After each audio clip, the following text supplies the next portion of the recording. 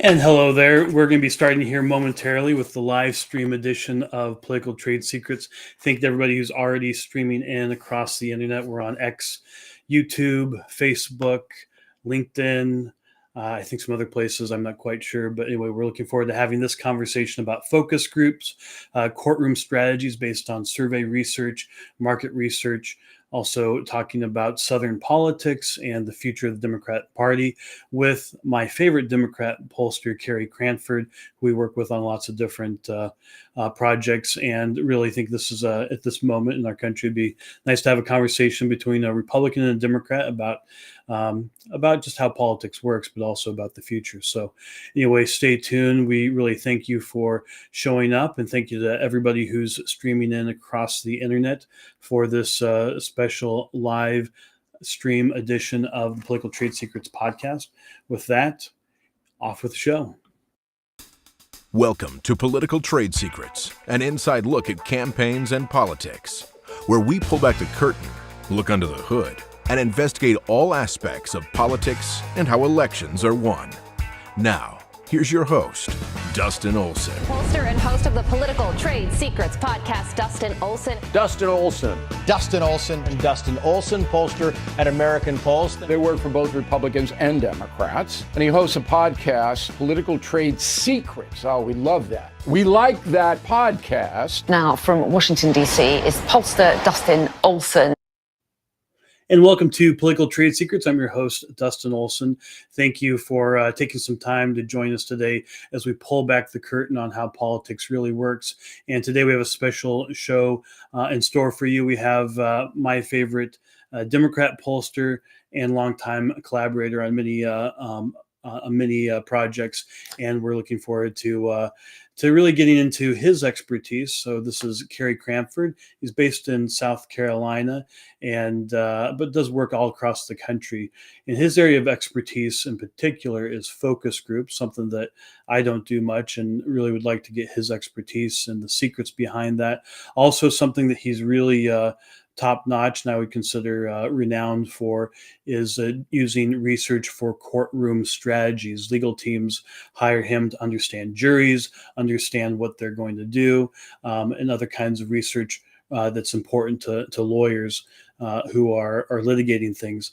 And then additionally, we'll talk about his experience being a pollster in the South and how the South has changed over the years, and then talk about his view of the future for the Democrat Party and what he would recommend that the party do to be, a good one of the two powerful parties in the country, and what the future would be if they would take his advice, which I think is good advice. But before we do that, I'm going to go to earlier this week. I was on with Andrew Wilkow on the Salem News Channel. It was following the special edition of the Charlie Kirk show that Vice President J.D. Vance had hosted. Obviously, a very somber and difficult week for a lot of us. Many people in the audience, I'm sure, knew Charlie and know a lot of people who work for him, and it's just been a very difficult time, not just for the conservative movement, but for the country. And we talked about that. We talked about our recent polling in the mayor's race in New York City, and how really the Mamdani candidacy does give us an indication of where things are going in the Democratic Party for the future, and also talking about the issue of crime. So with that, here's some highlights from that appearance. The race for New York City mayor is heating up, and Democrat candidate Zohran Mamdani just scored a key endorsement that could shift the dynamics of the campaign. Joining to break this down is Dustin Olson, senior pollster at American Pulse Research and Polling and podcast host, here to analyze all of this. We've been obviously remembering Charlie Kirk. Do Democrats think that their brand is helped by some of the real harsh stuff that they're saying?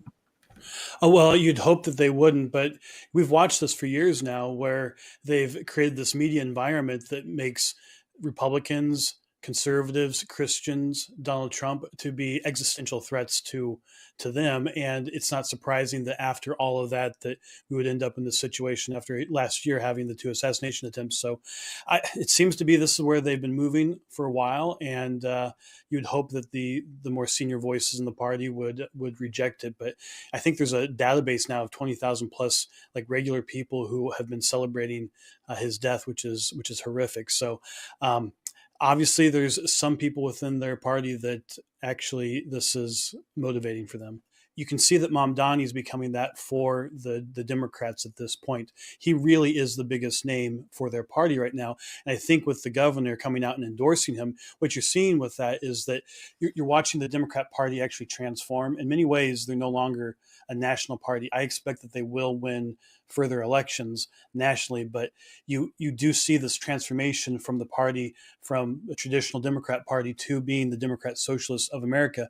When you have Kathy Hochul deciding to get behind him, I think you're going to see other party leaders follow her lead, and really you're watching that the continuance of that transformation. We really need to focus on policies, because when you get into those policies, on all of our polling, a majority reject his positions on the Antifada stuff and on the BDS stuff, as well as the government-run grocery stores. But the thing that we found was the most powerful in this race, and we're talking about violence across this country, not just political violence, but just rampant violence like you saw in Charlotte with the young woman being just brutally stabbed.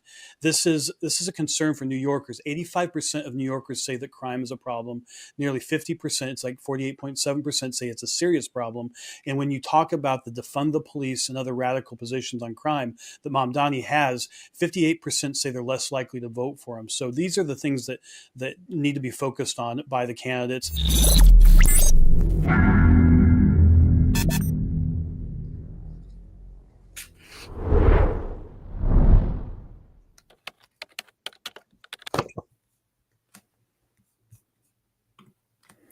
So with that, we'll get Carey's thoughts on any of that. He might agree, disagree with some of that. But before I go into that, I'd like to encourage you, if you're watching on X, Facebook, YouTube, follow the show there. It really does help the show wherever you're watching. If you're listening on Apple Podcasts or Spotify, wherever you enjoy podcasts, follow, and subscribe. And that really does give a boost to this effort to help people understand how politics really works, and we really do appreciate everyone who does that. But without further ado, I'd like to welcome my friend and fellow pollster, Carey Crantford, live from South Carolina on the shores of Lake Murray. Carey, great to have you here today, and really appreciate you taking the time to have this conversation, and looking forward to learning a lot from you.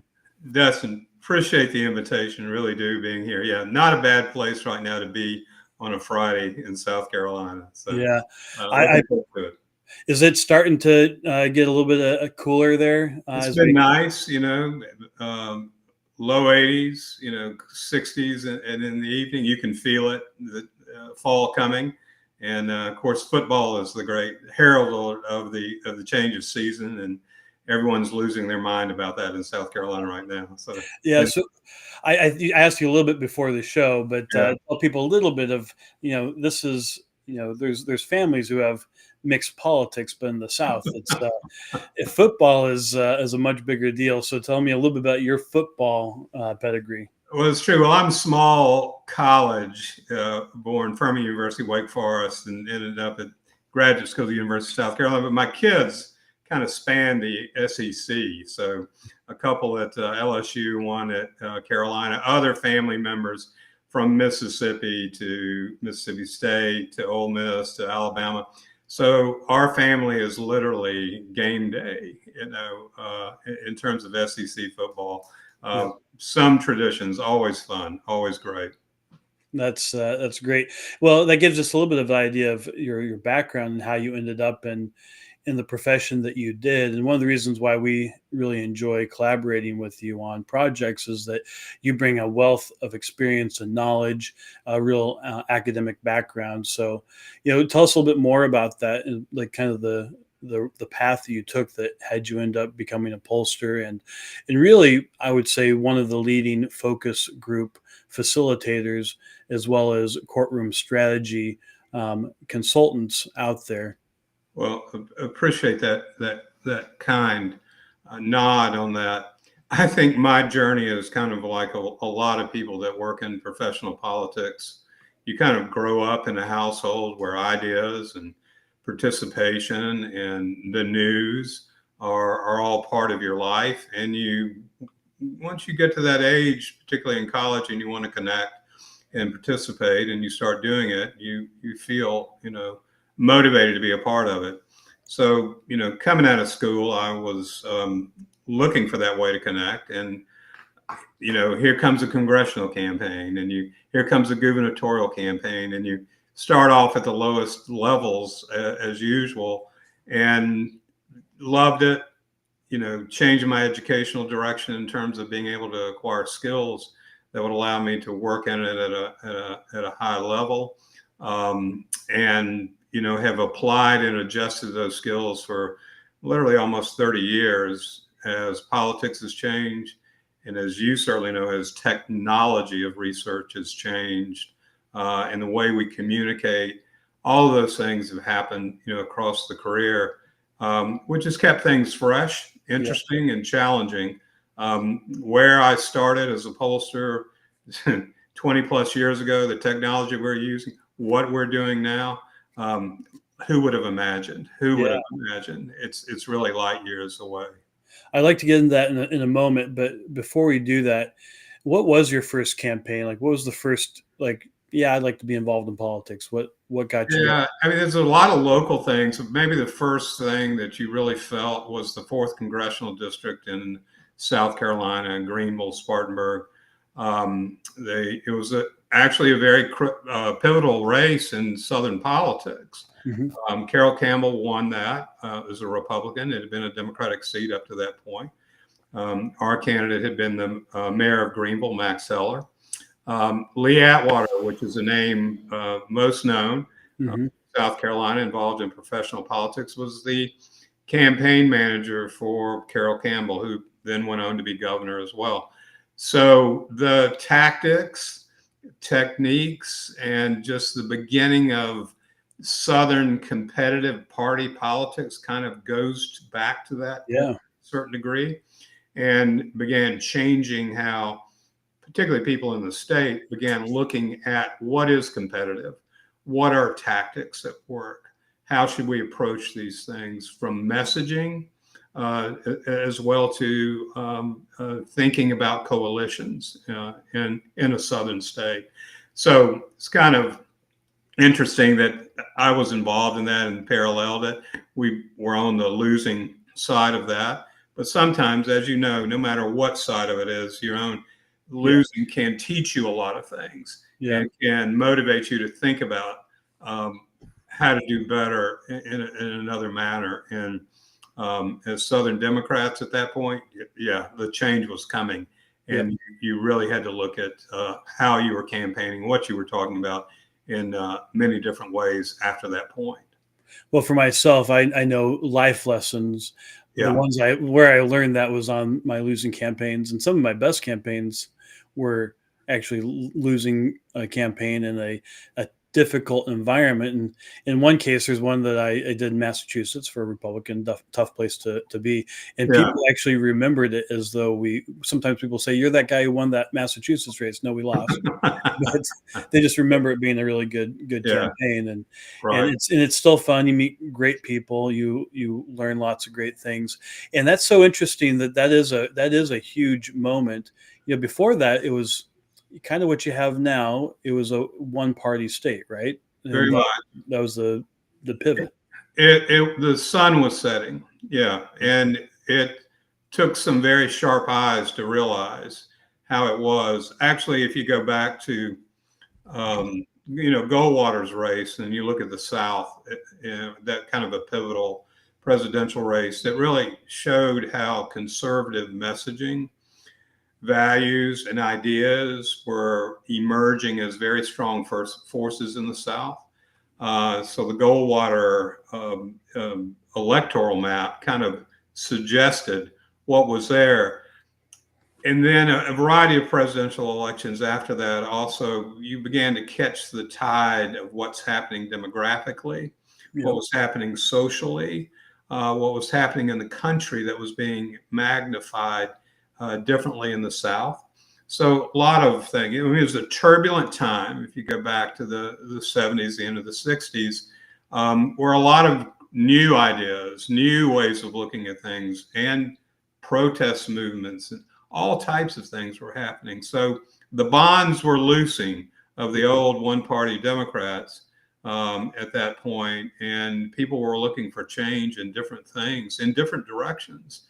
And as a result, here we are so many times later, where the one-party label has now switched places in a lot of southern states, and definitely here in South Carolina, where the Democrats are fairly non-existent, and the Republican majority is very, very strong and has been in control for almost 25 years. This is, currently in the national level, and I'd like to get your thoughts on this. We're watching a bit of a collapse of the National Democratic Party, and who knows if that's going to be a long term. You saw in the clip that my view is that people like Zoran Mamdani are the future. If you follow the energy, that's where things are going at the national level, which I think takes the party from being a national party to possibly a regional or very ideological party. Now, is that going to happen for sure? I don't know. But my contention is you need to have a strong, at least two-party system to have checks and balances, accountability. You don't want to have one party completely control everything forever. And I would suggest that that's the case in a place like South Carolina and others. So for the state, you're in South Carolina. It's between North Carolina and Georgia, which have a little bit more competitive. Right. What's the reason why South Carolina is the way it is versus what North Carolina and Georgia are? A couple of things, but I think the predominant one is urbanization. You have Atlanta in Georgia, which is the threshold, and it's the linchpin of politics, and the demographic makeup of an urban area makes Georgia politics kind of bifurcated. You've got a rural smattering still left, but then you have this massive suburban urban community smack dab in the middle of the state, and some other like Augusta and Savannah growing urban areas. But it's Atlanta, and then you go to North Carolina and you see the triangle. I mean, Charlotte is that urban core, which brings those characteristics into the electorate at a very significant time.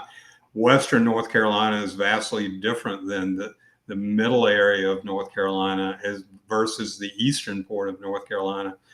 But those two states have, in terms of even seeing maybe competitive politics return, even if it's a 2, 3, 4 percentage point, or even a hiccup in a presidential election by 1,000 votes, you're seeing better structures there on the Democratic side. That is, I think, if you look there and somewhat at Kentucky, you see maybe if people in the Democratic Party would pay attention to actually the demographic change that's happening in the country as well, you might find some answers to what the future could be.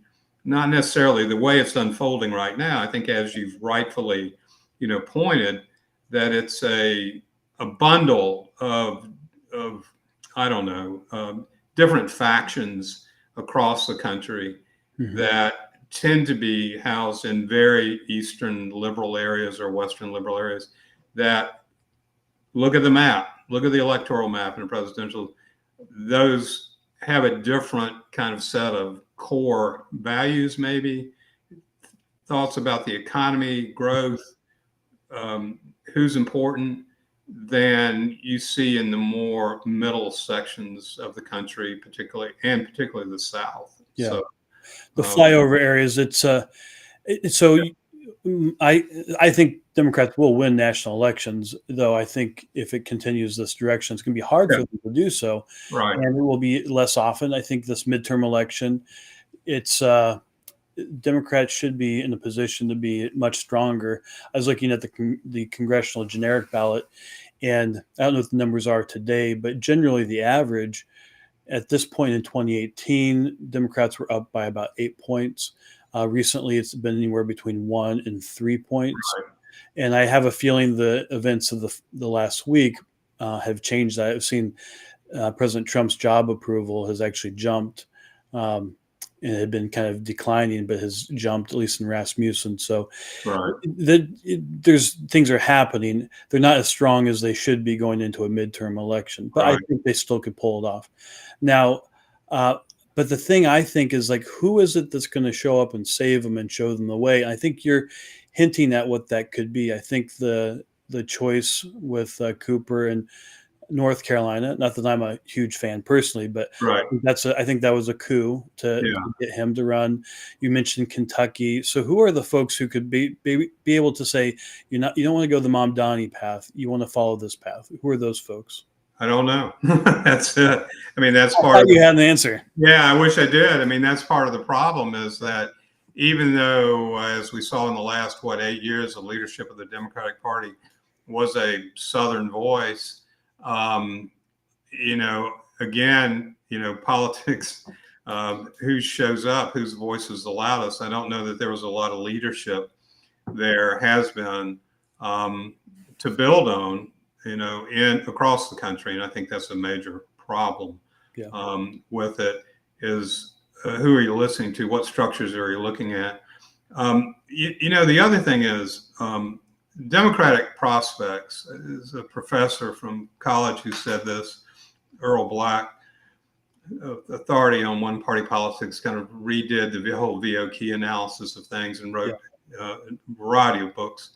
Was at the University of South Carolina for a while, and he said Democratic prospects are really tied to Republican mistakes, in the South, and that is rather correct. I still think is that for the party to win, for elections to win in competitive races where maybe 4 points, 6 points is the difference, it may be more determined by the mistakes of the Republicans, by the party lack of coherence, or many factions, or many candidates, or lots of different things that may provide a small part of the electorate to then go sample or look for another candidate. And I still think that's true in terms of Southern politics right now, is that even including Georgia, things may be more competitive, but I think they are tied to Democratic prospects are tied to being opportunistic with the field that they're looking at, or the opportunities that they're seeing with it. Where I find, if you look long term, and I know this is just part of you and your work, is the understanding of demographic change. That as a pollster and as reading data, being able to focus on the trends that are occurring as elections move across a calendar and time, it is a critical analytical tool. And what we are seeing here is we're in the midst of this huge demographic change based on age. Really. So baby boomers aging out, the group that have defined politics really since the late 70s, they're aging out. They're retiring. Their children, and how will these younger voters redefine this?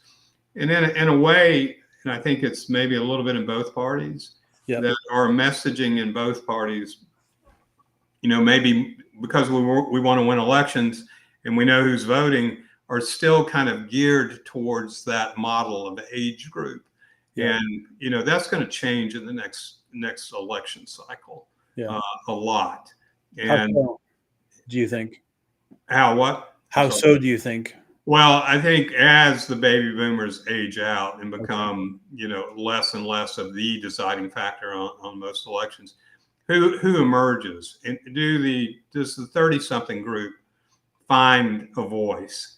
Their relationship to economics, their relationship to the social agendas are so different than the baby boomers. So how will these upheavals in terms of who's voting change both parties with it? And I will admit the Republican Party has done a better job of looking at the youth movement in trying to address it and involve and bring people into the circle than the Democrats to a certain degree. But that's going to change politics. Yeah. That's going to change politics. This is part of the legacy of Charlie Kirk, and in a way, yeah, as being now kind of a older Republican in my mid 40s.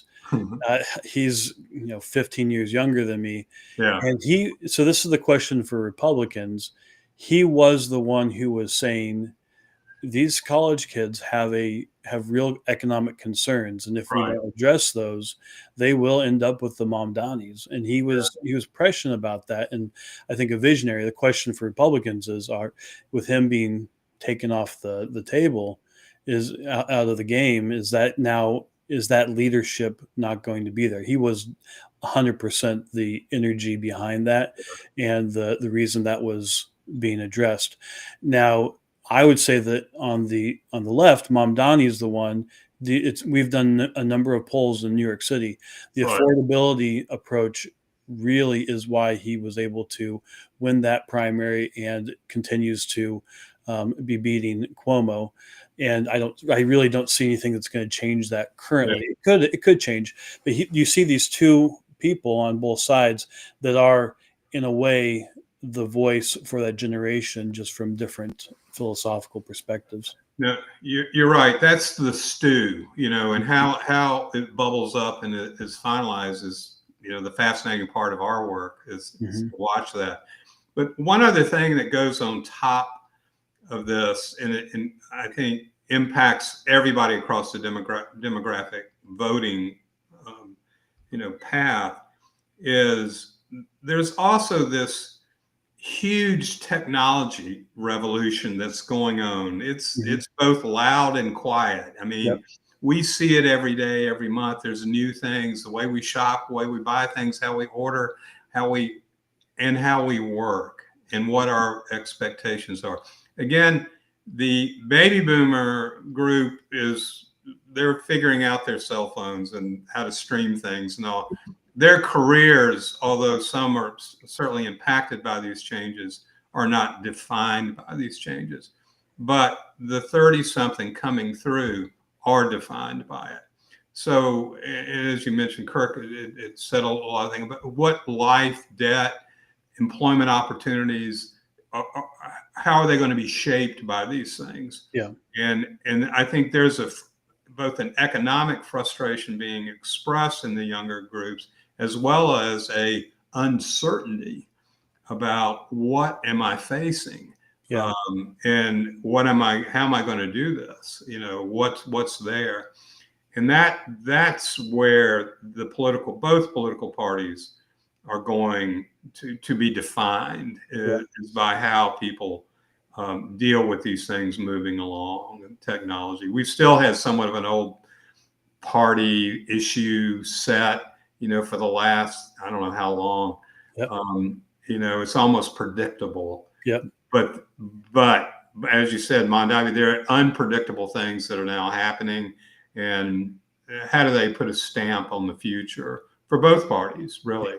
And I think that's the interesting, fascinating story to watch election to election to election is how is this new group of leaders, the young people, the economic force of them, how are they going to sort through all this? How are they going to define it? Yeah, we're in the midst of what is going to be an earth-shaking change to your work life, as you've pointed out with AI. And I know for myself as a father, thinking about, my young daughter in 15, 20 years, and what do I need to do to prepare her for a workforce that can completely completely different. What are the skills that somebody needs? I mean, it's something I constantly think about. And this is to the point of, Charlie Kirk being assassinated and having been that leader on the right. The question is now, will the Republican Party forget what they were already working on Right. and how they were addressing these economic concerns and how they were making inroads? Or is this now going to amplify it? I do think that I can speak for myself. I feel as though I'm more aware of what was going on than I was before. I now am aware of just how important he was to that whole thing. I don't know if you know this, but the Republican Party outsourced their entire get out the vote Yeah. to Turning Point I read USA, that. Yeah. Right. which is unusual. It's definitely unusual, and it turned out to have worked. A lot of people were skeptical. I want to point out we have comments, and if you're whatever social media platform you might be watching this on, you can post a comment. We'll try to get to it in the show. If we don't, then we will follow up later. But we have a comment. Good point about demographic changes.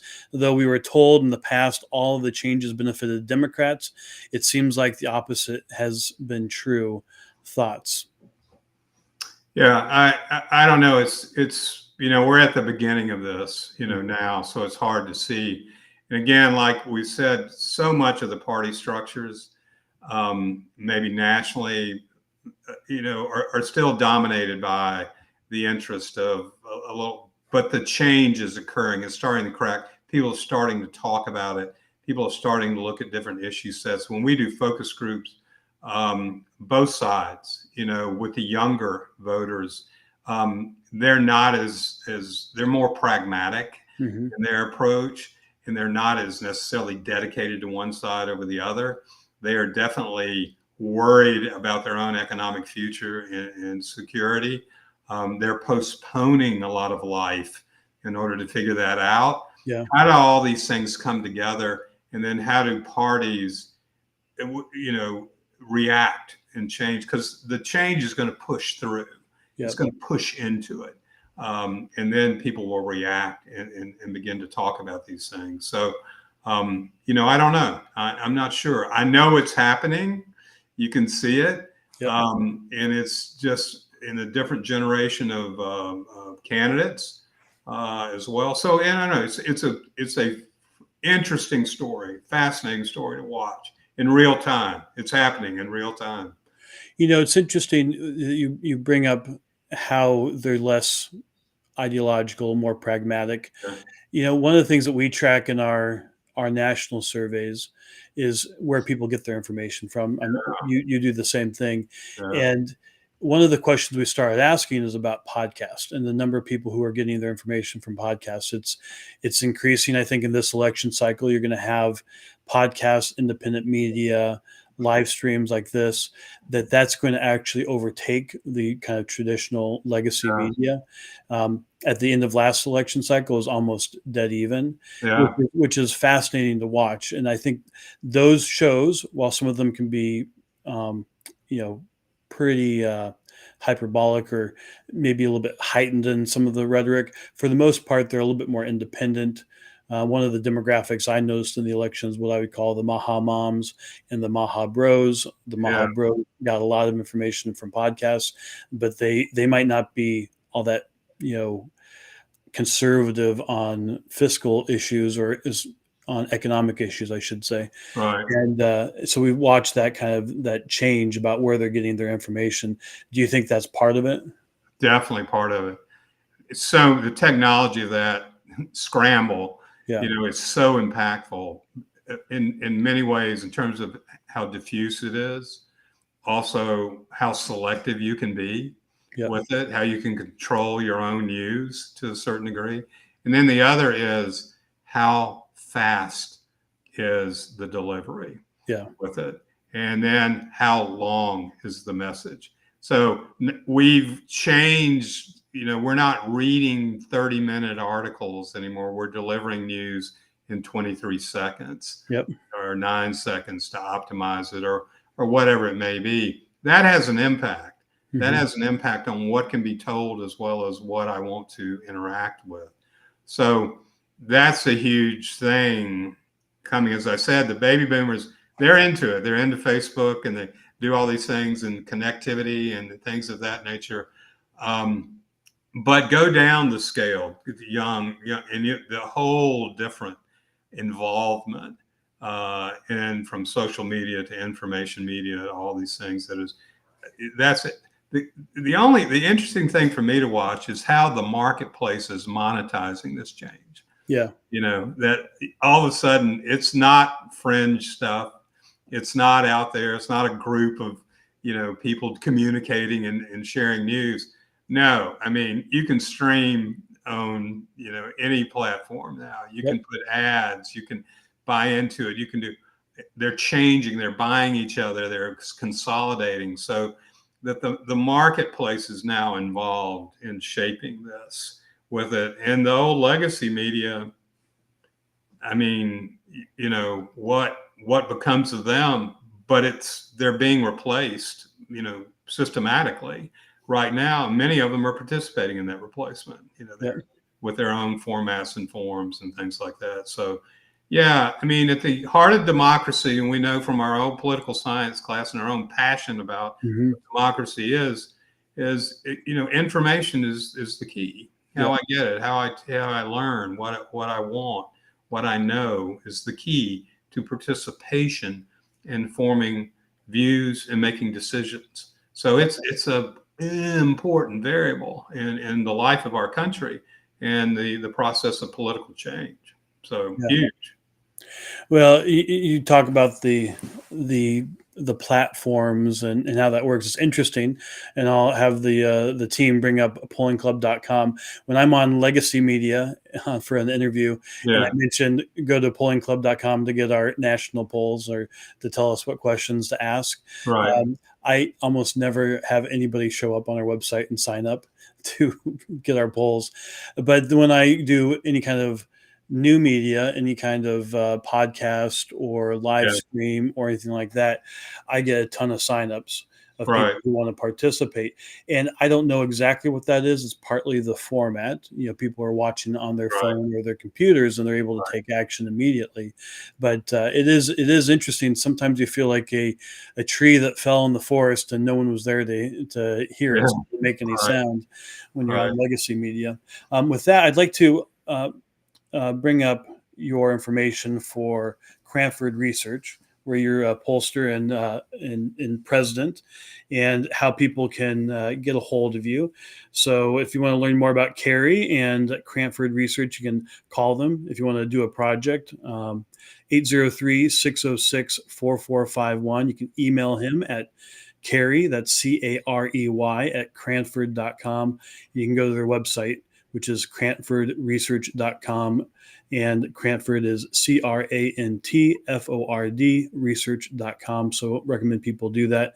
In particular, on our next topic that I'd like to get into, which is focus groups and how they're used for legal strategies. But before that, one thing I think is really interesting, you mentioned being on the other side of Lee Atwater. And Lee Atwater he really is a legend, honestly, for Republicans. He was the Republican National Committee chairman. He had been the campaign manager for George H.W. Bush. There's a book called Bad Boy, which is about his life. And he really kind of created the profession of political consultant in many ways. He was one of the people who started that whole even idea of that. What was your experience from being on the other side? What did you learn from him? And as being a South Carolinian, what would you tell people just kind of in a nutshell about Lee Atwater? Well, fascinating guy. We crossed paths. I didn't know him that much personally, but if you were working in politics, particularly in the South during that early time, you knew Lee. And Lee brought some very interesting things to the table. One was a recognition of tactics and how they fit or don't fit a given time. Yeah. And I think that, and he even said, frequently, and a lot of people, he was a showman, guitar player. I mean, he knew how to own the stage of politics and, was very effective and loved it. I mean, he was passionate about it. But he said something that was actually very self-effacing and I think true. That the bad boy image and the negative politics and all that stuff, which he kind of glorified in because things. But he said, you know what, tactics are time bound and change creates the opportunity for things, and then it changes to something else. And just being able to recognize this, particularly in the South, where there was a Republican emergence coming, and that to do that meant calling into question the veracity of the leadership that you had in order to break that habit. So that tactic of negative that we shorthand that with, was really a complicated reaction to the emerging of an electorate and how do I crack that through? He figured it out and worked it effectively and had a sense of how the delivery of that in communications worked, and was bold enough to not be shy to do it, So, for whatever you want to say about him, he was an innovator, but he recognized, even in his own world, hearing him talk about it, that this was part of the process, that I was able to get out in front of the process and use these techniques effectively. I didn't change the electorate of the South where he began. I harnessed it and had tactics to do that. And I think that's the true, from anyone who's doing consulting work on any side of things, that's a lesson. That's a lesson, is to look at what you're doing, look what's going on, multi-stages of understanding and figure that out with it. So I think that's where he gets a lot of, and deservedly so, of the showman and all of the things he did. But that one thing I think was really part of his successful genius was, I recognize this and I'm going to figure out a way to leverage it. And he did, and he did, and he did, and he did, and he did. So he was very successful with it. So, I think that's his value. Well, that's very insightful, and I'm glad I asked about that because I think people can learn a lot from it. And you're absolutely right; he's a showman. I think he understood. This is my quote, which is 100% of communication is attention. Now, that's a little bit of a heuristic, but the reason I say that is if you don't have people's attention, there's no way you can convince them of anything. And he definitely got that you got to get people's attention. So moving back to the work that you've done. So you've been involved in polling in focus groups for now 30 years. And people can work with you at Crantford Research. You do market research. You do the research for legal strategies, which I think is the main thing that you do these days and highly important for your clients. But over that time period, what have you seen change in the world of polling and focus groups? In the world of polling, I mean, gosh, that business is changed so dramatically, and from the technology of polling, and also people's reaction to the whole skill of polling is vastly different. I mean, in the 80s, 90s, when we were polling, we had rejection rates that were in single digits. Now, you're going to 50, 60, I mean, your rejection rates are just high. The way we approach people, the way people can interact with information and answer questions, totally different. Now, you're not generally relying on one method in order to finish out your samples. You're utilizing, could be 3 or 4 methods of data collection in order to do it, just because not everyone does the same thing anymore. The other is sampling as well. Our ability to, the knowledge we have about people, panels, who they are, where they are, how to reach them is dramatically different than it was 20 years, even 10 years ago. So the whole technology of the profession has changed. And then the access to polling has changed. Some people call it the democratization of polling, and that's kind of the do-it-yourself. People, we see it more in the corporate world.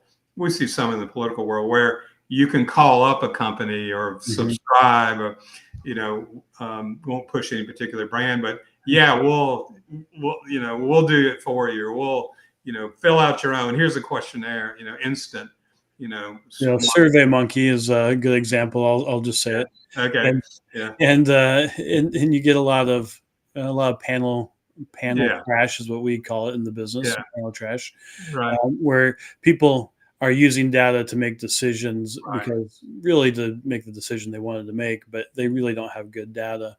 Yeah. That is a problem. That's one of the reasons why a lot of the national media Right. polls, in my opinion, which are in some cases 100%, not in some Right. cases, almost universally these days, 100% panel, Yeah. an online panel, mean that people sign up to be a part of a panel to do surveys, and that's a different kind of a person, obviously.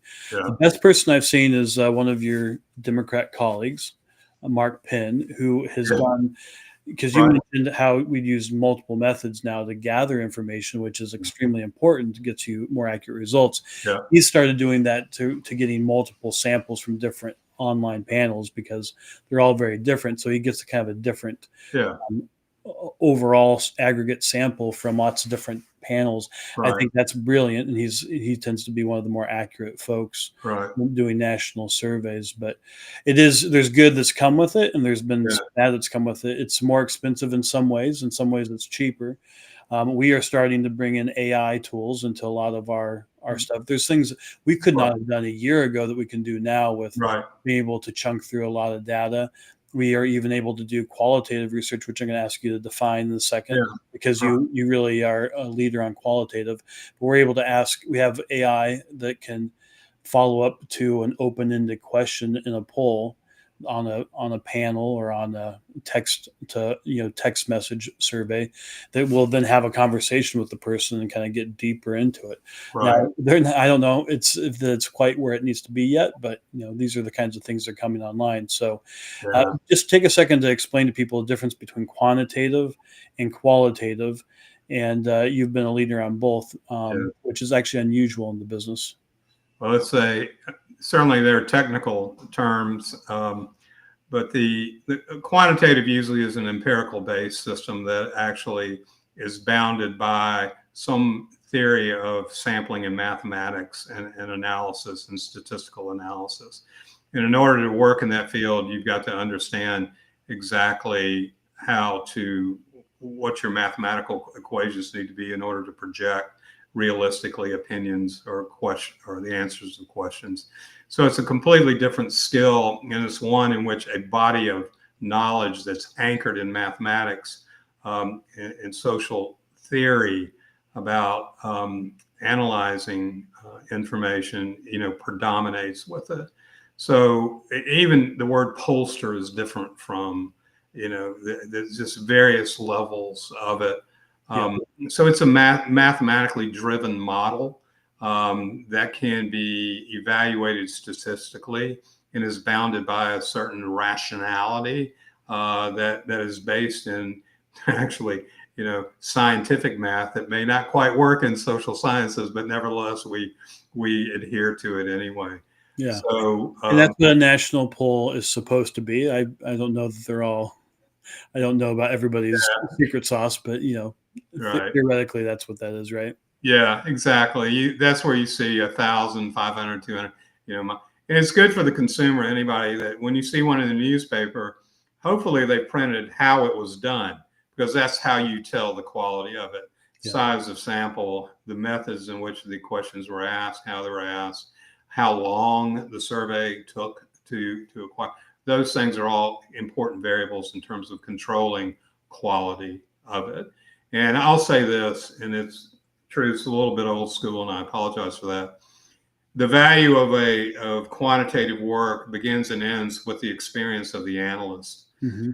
And it's not just I can ask 100 people a bunch of questions. Yeah. It is the analyst's judgment and experience with knowing about what they're doing in the model they're working in and how those interpretations should be best framed with it.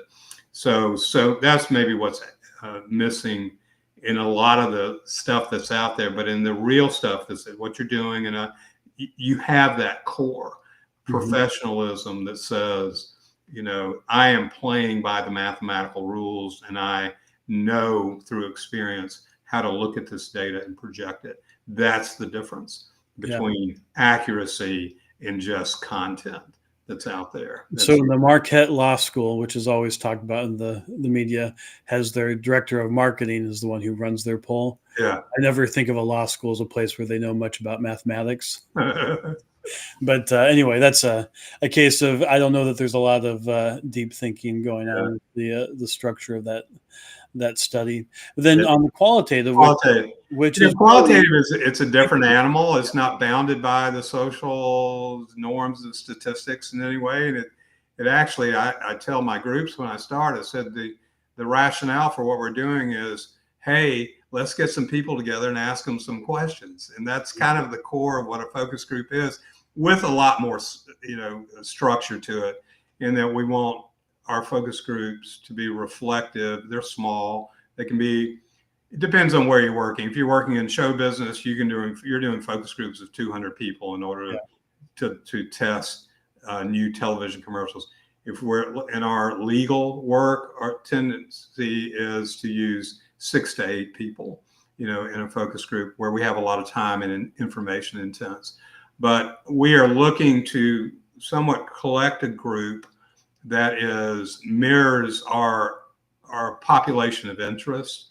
It could be a general population. It could be we're interested in how young people feel about something, or how whatever. So you have the opportunity to bear down more on the focus of people. Then you have time. You may have an hour and a half longer in order to engage people on a topic in a systematic way that allows you to understand more their personal and demographic connection to things in terms of making decisions. And then more importantly, it is a conversation.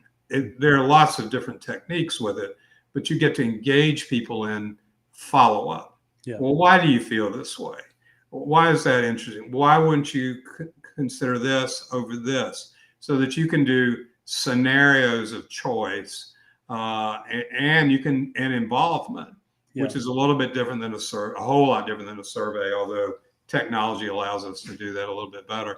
Mm-hmm. And it's really analyst dependent. Yeah. That moderator who's running that has got to be very versed in the limits of the research method, the goals of this particular conversation, and the ability to control a conversation and get the most out of it with a very diverse set of people talking live or online with it. So skills are a little bit different with it as well.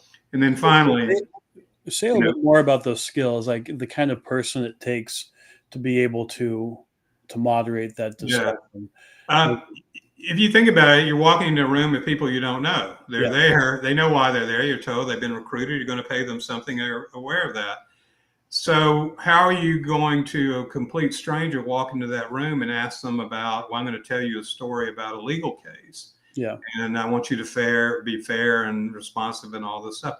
Your stage presence has a huge impact on how people are going to react. Your language, your intonation, your structure can control or import bias, into the thing. So being trained in the neutrality of it, or in the actually planned bias that you may introduce in a group for various reasons, is critical. It's just not going in and saying, hey, what do you think? It is a very layered process. And then the other thing is, not all of us are used to talking in front of a lot of people, and the moderator has got to be skilled enough to take Miss Jones, who may be sitting there and is very, very quiet, but wants to say something, and creating an atmosphere in which she can participate with the group. So a lot of different skills, more directly involving the analyst, the research principal in it as moderator.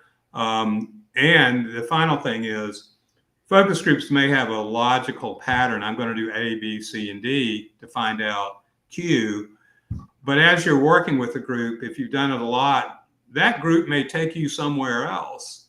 They may not be following your assumptions. There may be learning that's going on, and you've got to be prepared to make that judgment and then take that conversation to a different place because you just learned something. Yeah. So being quick in terms of your ability to judge that or stop it, not letting it go to the place that you want to, is part of it. So it's a high involvement skill, and it makes for an interesting day. It really does. So it's a little bit different from like a classical composition and being, sticking to the sheet music. Yeah. Play jazz. Right. Yeah, exactly right. Absolutely. Good way to look at it. Now, what do you do to prepare yourself for that? Because I imagine you have to be on, you have to have, it takes a lot of energy. You're really in the conversation. Yeah. You're trying to be a clearing for this conversation to show up. Right. What do you do to prepare for that?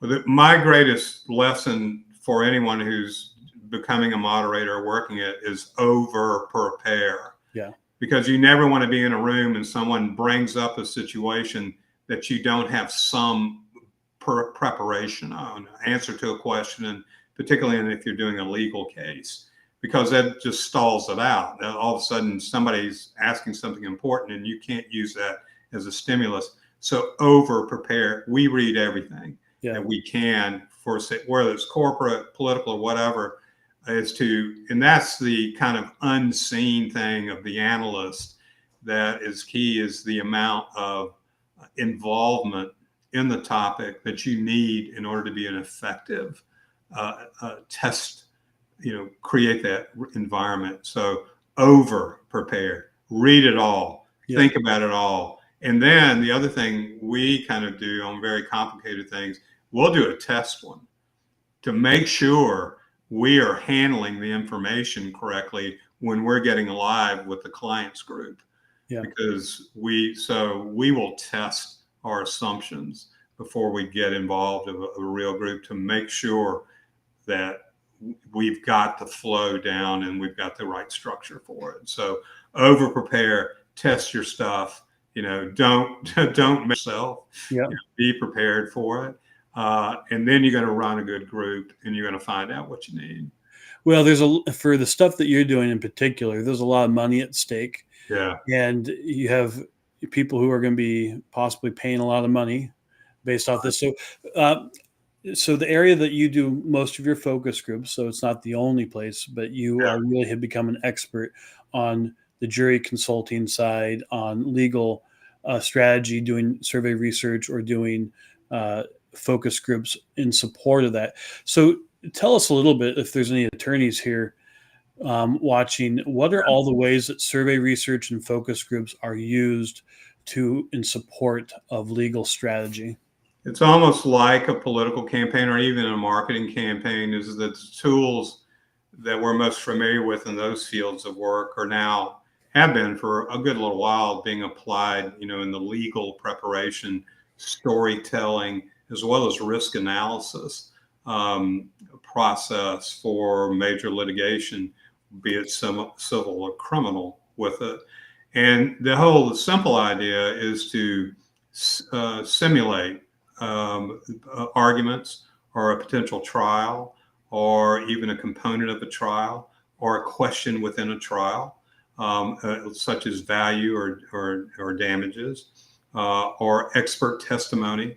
So because of the flexibility of research and the fact that it is essentially involving a presentation in court of two sides of an issue to the public, which is the jury, in which they have to use their backgrounds and opinions in order to form an opinion with it, just like anything else in terms of consumer buying or politics.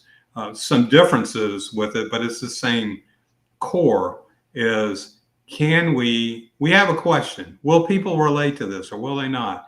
What is this, a lot or not enough?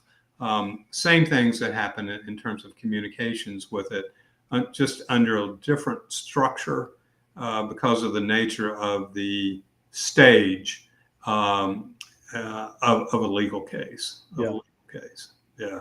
One thing, and you mentioned polling or large sample research, we're seeing a resurgence of that in major cases where litigators are looking for more empirical security in terms of looking at messages or running particular outcomes on a case, so that the polling you might see in a political campaign or the process is now being used, has been for a little while, in mirroring a legal case. And so rather than 12 or 24 people in a mock trial, you may have 1,000 to 500 in a survey situation where various scenarios about a particular event or outcome can be presented, carefully presented.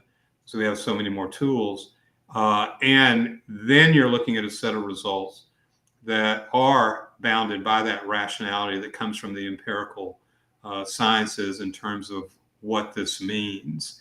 So that type of is emerging now for mid-level value cases, certainly to high-level value cases, of bringing a whole lot of information to the risk assessment side of things, and even testing stories that, and as you know, in doing polling and working in this area, our ability and skills and new tools that we have allows us to make that much more accessible. Totally. To people. So thinking, oh my, I've got to spend gads of money in order to do it. You're going to spend some money, but it's within the bounds of practicality now for many, many mid-level cases. Well, considering how much that could be being paid out, right? I think it's a drop in the bucket for what we charge working on projects with you for this data collection. Yeah, that is. I don't know what are the kind of. I mean, what are the brass tacks of what people are talking about oftentimes, and settlements is really what you're. Yeah, no, that's it. It's risk management. It's what's your worst day, what's your best day, and what are the elements of making both of those two things happen is really the simplicity of it. But medical malpractice cases, engineering default, can be heavy information oriented with it. Have lots of experts and things of that nature.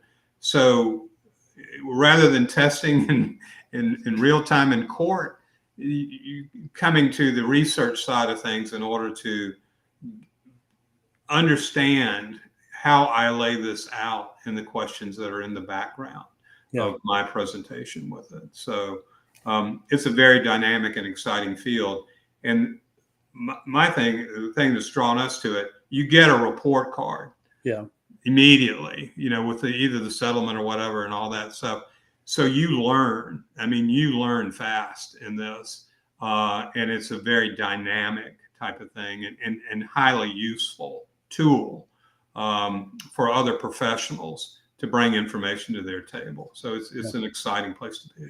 Well, I'm glad you mentioned that. That's something that's unique about the work that you do and that we do as pollsters, and then the work that you do with legal strategy is that there's very few things in market research. So someone's a company that wants to research their market, right? They don't ever really get a report card, as you were saying. But elections and whatever the jury decides, those are real report cards as to whether the research you did made a difference, or if it was predictive of what was going to happen. Right. As we said, there's no market share in politics or the court. Yeah, that would make our world a whole different if we were playing for a percentage.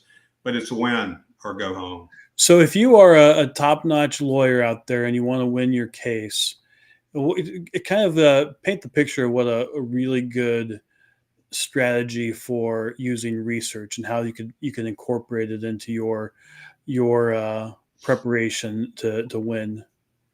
I think the thing that I see my clients over the years appreciate the most when they engage in research and what gets them coming back for it is they have learned not to assume that the legal perspective on X, Y, and Z, or the position of X, Y, and Z within a legal argument, is the story that people are really interested in and are going to decide on based on what they're told. So a focus group outcome can be so different than the expectation of the legal system saying you need to weigh the evidence, and decisions can occur for lots of different reasons. Yeah. And that's the eye opener, is that that our juries are just not neutral experts. They come from houses, they have past and history, they have views, and they have an ability to assess the information based on their experiences, not on your technical analysis. So they're telling a story about what they're hearing. Yep. And that's the greatest thing, is like, oh, I thought this was important, but it's not. Yeah. And this is more important, so I need to go here. So it's the reshuffling of the deck. And now, you've told me stories before about how this is shifted. I don't know what you can tell, but are there examples you can give that kind of illustrate this? Oh, wow.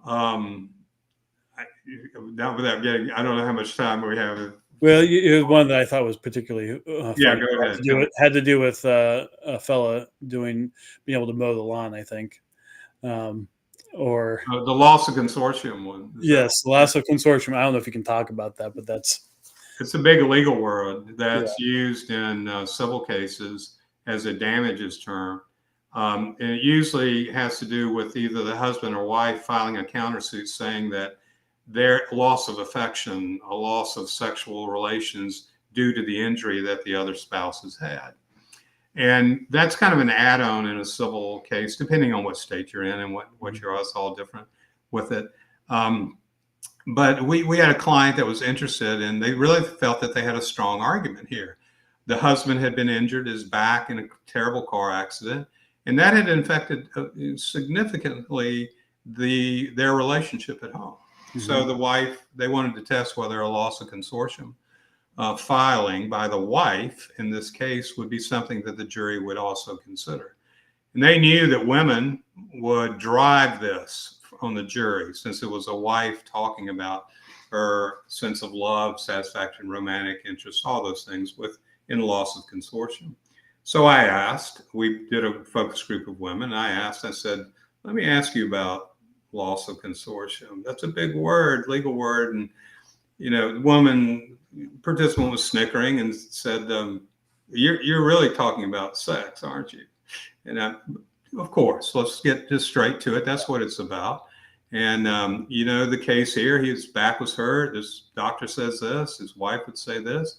This is part of their life that's missing. Is that something that as a juror you would consider in terms of her damages? And 2 or 3 were laughing about it, which surprised me. Why is this funny?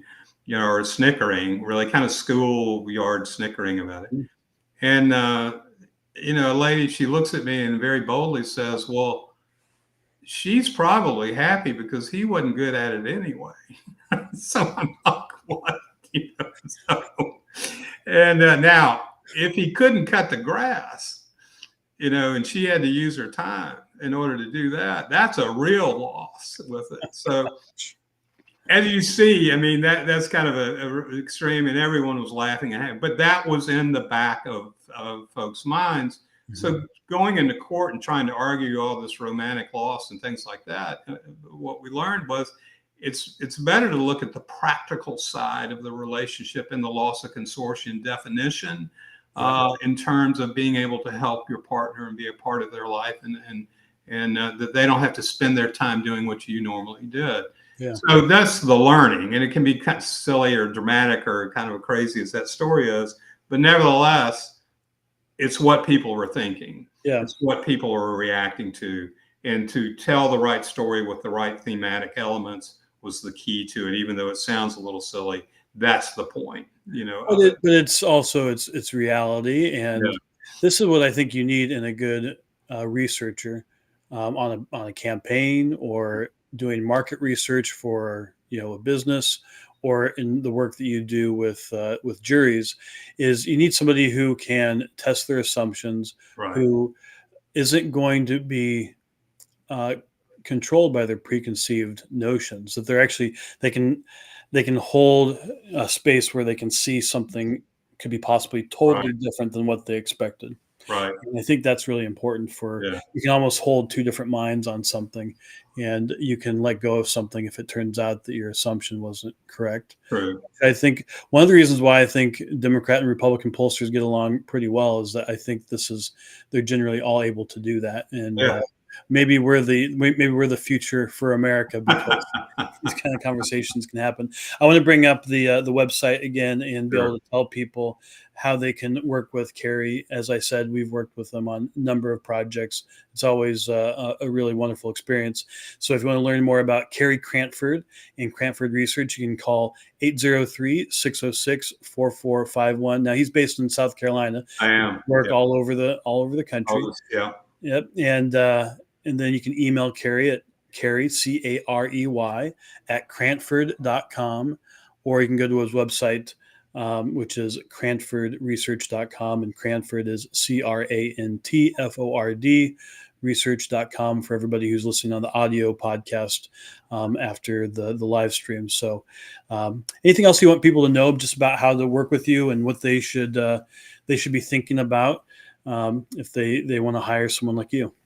Yeah. No. We appreciate all comers in, and we're a boutique shop, and we kind of narrow focus our with our clients. So we're taking kind of complex projects as part of what we do, and but we work from corporate all the way to the political to the legal with it, and have been fortunate of having a wide run at that. So even if you want to talk, you got an idea, a question like this, the one thing about research, and Dustin, you know it, is there's a solution out there to the problem that you have in terms of data or information or decision making. It can be simple. It could be on the desktop already, or it might take, a few layers of work to get it. But there is a way to get your question answered, always a way. So never hesitate to pick up the phone, whomever it is, and seek that advice, because there's a lot of different things to do these days to find out what you need to know. Well, very good. Well, thank you, Carey, and I really appreciate you taking the time today with us and for sharing your wisdom and insights. We hope to have you again on Political Trade Secrets, but thank you for all of that. And in particular, I know I feel like I'm smarter about Southern politics, also a different perspective. One thing I didn't ask you, I want to ask one last thing, because you'd mentioned this to me before. Yeah. What is your advice to the Democrat Party going forward? Like, how could they really juice themselves and really be, a strong, loyal opposition to the current government? I mean, it seems so simple, they're involved in politics, in a way, getting back to the basics. Mm-hmm. I don't know that there's effective national leadership or a voice out there, and that's a problem. There's there's this scattering stuff. Number two, I think, and I see it in focus groups, there's the jettisoning of an awful lot of social things that have taken over the policy over the party is something they really need to look at. People want to know about how you're going to help them, not someone. It is literally the way we say, a kitchen table environment out there, and I don't see the Democratic Party pulling up at that table at all. And I think it's the simplest advice: get somebody who can be trusted, find that person to emerge with it from a national level, and talk about things that impact people's lives day in and day out, rather than theory of lots of different things. And the final is, there is value to being the party of opposition. That's part of your role with it. But think about what that really means and how you're going to go at that from a policy standpoint, or what, rather than the opposition of angst, I guess, as I would call it, because I don't know that's getting you anywhere, with it. So, a couple of things, which to me are simple tools. The fourth one is, pay attention to demographics. What was 10 years ago is not now. And it's certainly not going to be in the next 10 years. Be forward looking rather than trying to figure out what happened the last 8 years with it. So get out of the past and get to the future. That's great advice for any political party, or for anybody for their life even. Yeah. Well, thank you, Carey. CareyCrantford.com or CrantfordResearch.com, and people should check that out. And thank you. Look forward to having you on again soon. Thank you, Dustin. I really appreciate it. Thank you very much. Absolutely. Okay. And for anybody who would like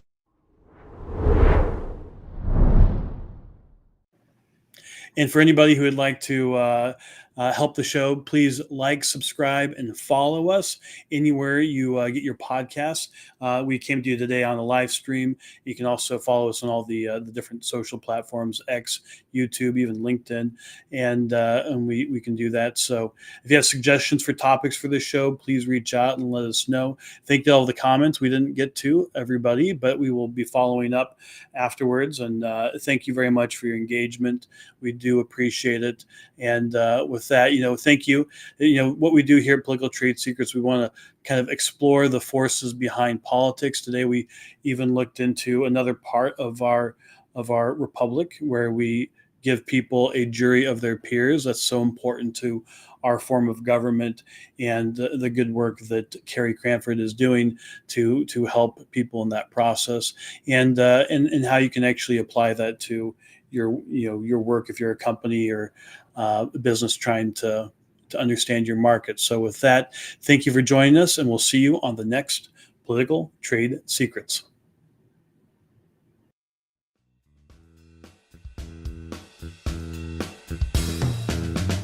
Join us next time by subscribing on iTunes and get show notes and sign up for our newsletter at politicaltradesecrets.com.